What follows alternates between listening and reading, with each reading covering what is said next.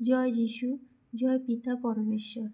আজকে আমরা লুকের 18 অধ্যায় 1 থেকে 8 পদ পড়ব। প্রার্থনার বিষয়ে শিক্ষা। আর তিনি তাহাদিগকে এইভাবে একটা দৃষ্টান্ত কহিলেন যে, তাহাদের সর্বদাই প্রার্থনা করা উচিত, নিরুৎসাহ হওয়া উচিত না। তিনি বলিলেন, কোন নগরে এক বিচারকর্তা ছিল। সে ঈশ্বরকে ভয় করিত না, মনুষ্যকেও মানিত না। আর সেই নগরে এক বিধবা ছিল। সে তাহার নিকটে আসিয়া বলিত, অন্যায়ের প্রতিকার করিয়া আমার বিপক্ষ হইতে আমাকে উদ্ধার করুন।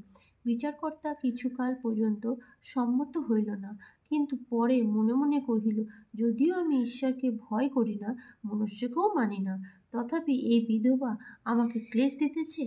এই জন্য অন্যায় হইতে উহাকে উদ্ধার করিব, পাছে এ সর্বদা আসিয়া আমাকে জ্বালাতন করিয়া তুলে। পরে প্রভু কহিলেন, শোনো, ওই অধার্মিক বিচারকর্তা কি বলে।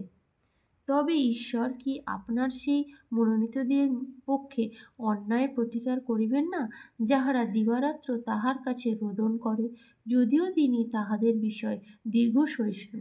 আমি তোমাদিগকে বলিতেছি, তিনি শীঘ্রই তাহাদের পক্ষে অন্যায়ের প্রতিকার করিবেন।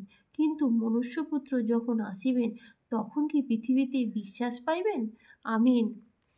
এই ভিডিওটি লাইক ও শেয়ার করুন, আর এই চ্যানেলে পরমেশ্বরের আরও বচন শোনার জন্য প্লিজ সাবস্ক্রাইব করুন। পরমেশ্বর আপনাদেরকে আশীষ দিবেন। আর কমেন্ট বক্সে আমিন লিখে রিসিভ করুন। জয় যিশু মসিহ, হালেলুয়া।